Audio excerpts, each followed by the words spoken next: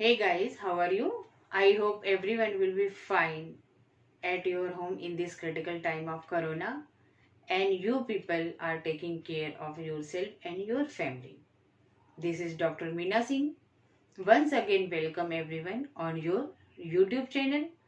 So guys, without waste of time, let's start today's topic, that is what are the differences between internal and external reconstruction. Before that, already I have prepared two videos on internal and external reconstruction. First one was what is meaning of reconstruction and different types of reconstruction. They were internal and external reconstruction. And in second video I have covered objectives of internal and external reconstruction. Now guys, in this series today I brought differences between internal and external reconstruction. So guys, let's start without waste of time. So in this, my first point is, in internal reconstruction, the reorganization of company without liquidating the existing one.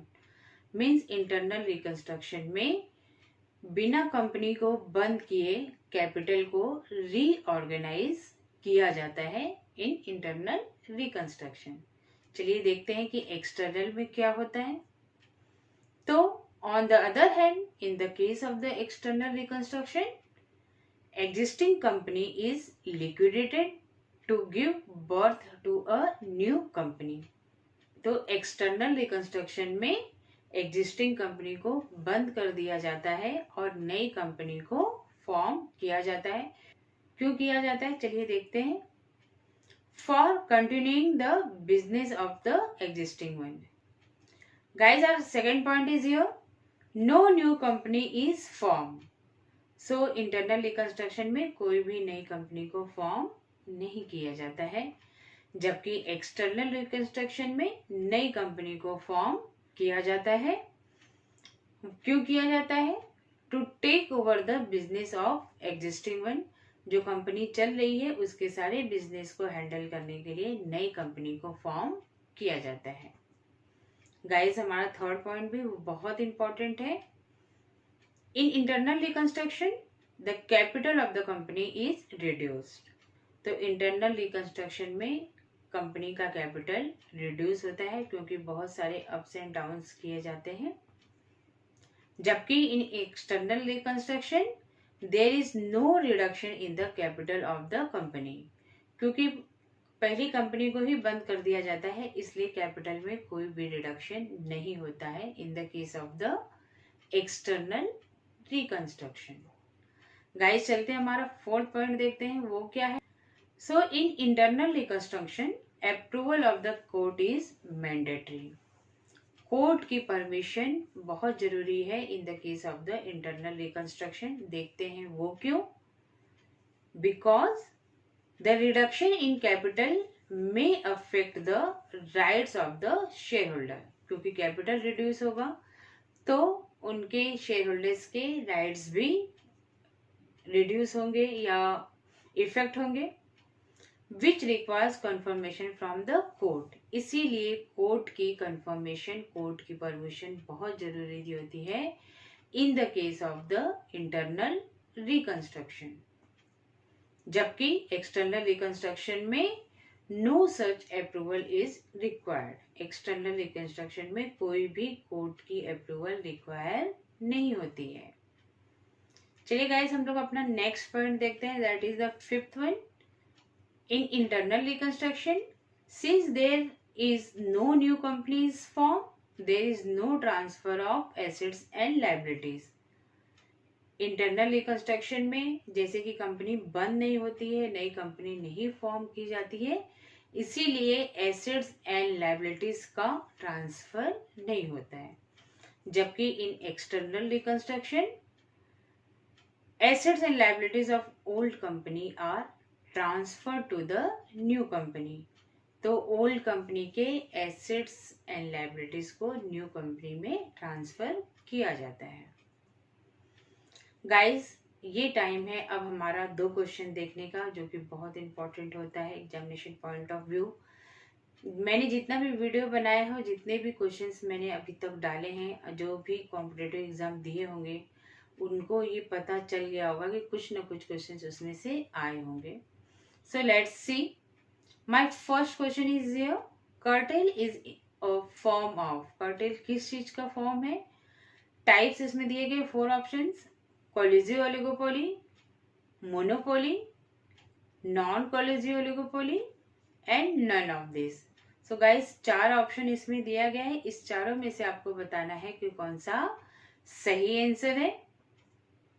मेरा second question है, closing stock is valued at. Closing stock कब valued किया जाता है? At cost, eight market value, और third है हमारा cost और market price whichever is लो।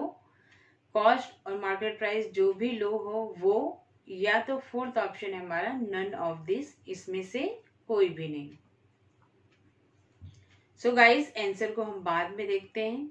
अब रिमेनिंग पार्ट जो इंटरनल एंड एक्सटर्नल रिकंस्ट्रक्शन का डिफरेंसेस है उसको देख लेते हैं।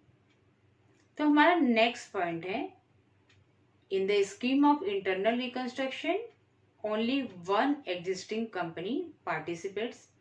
बिल्कुल सही, क्योंकि इंटरनल रिकंस्ट्रक्शन में सिर्फ एक ही कंपनी का रोल होता है, वो है जो रनिंग कंपनी होती है।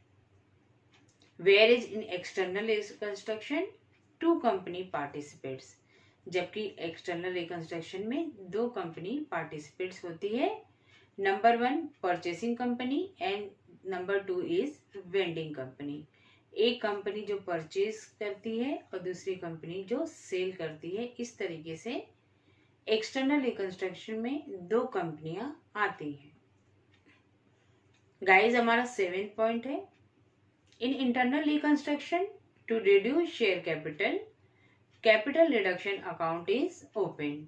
तो इंटरनल रिकंस्ट्रक्शन में जब शेयर कैपिटल शेयर होल्डर्स का रिड्यूस होगा तो कैपिटल रिडक्शन अकाउंट बनाया जाता है, जिसमें जनरल एंट्री भी पास की जाती है। आने वाले टाइम में मैं एक वीडियो जरूर बनाऊंगी what is meaning of the capital reduction account, और जब एसेट्स एंड लायबिलिटीज कम ज़्यादा होती है तो इस अकाउंट में जाता है। कैसे, वो नेक्स्ट वीडियो में आपको मैं लेके आऊंगी।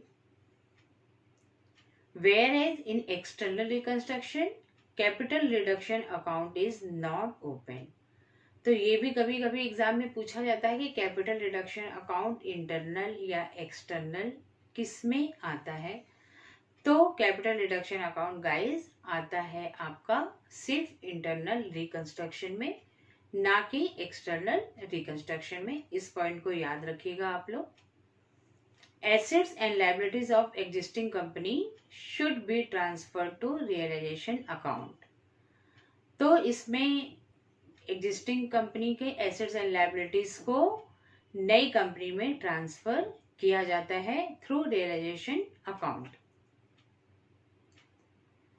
गाइस चलिए आंसर देखते हैं। 2 क्वेश्चन मैंने आपसे पूछा था। पहला क्वेश्चन था cartel is a form of, और इसके 4 ऑप्शन है, collusive oligopoly, monopoly, non collusive oligopoly and none of this. तो गाइस इसका सही आंसर है पॉइंट ए, कोलिजियो ओलिगोपोली। तो इसको आप समझ लीजिएगा कि what is the meaning of collusive oligopoly. So guys अगर आपको कहीं भी कोई भी डाउट हो तो आप मुझे कमेंट करके पूछ सकते हैं, मैं आपके कमेंट का रिप्लाई जरूर करूंगी। गाइस हमारा सेकंड क्वेश्चन है, closing stock is valued at. Closing stock को कैसे वैल्यू किया जाता है? पहला पॉइंट है कॉस्ट, बी पॉइंट है मार्केट वैल्यू, सी पॉइंट है कॉस्ट और market price whichever is low, and D point है हमारा नन ऑफ दिस। तो इन 4 में से आपको बताना था गाइस। जैसा कि आप लोग देख रहे हैं कि हमारा सही आंसर है ऑप्शन सी, कॉस्ट और market price whichever is low, that is the right answer. चलिए गाइस हम अपने नेक्स्ट जो हमारा था इंटरनल एंड एक्सटर्नल रिकंस्ट्रक्शन का नेक्स्ट पॉइंट है हमारा 8th। In internal reconstruction sales purchase of a business doesn't take place internal reconstruction में सेल्स एंड परचेज नहीं किया जाता है, जबकि एक्सटर्नल रिकंस्ट्रक्शन में new company purchases business of the liquidating one. तो जो भी कंपनी न्यू है वो बंद होने वाली कंपनी के सारे बिजनेस को परचेज करती है अपने हिसाब से। So guys, in this way I brought important point about the differences between internal and external reconstruction. And those who have not subscribed, then subscribe it, like it, and also share it to your friends, because in this way continuously I will bring important topics of company account and other subject one by one. And guys, you can follow me on Instagram and Facebook. Thank you for watching this video.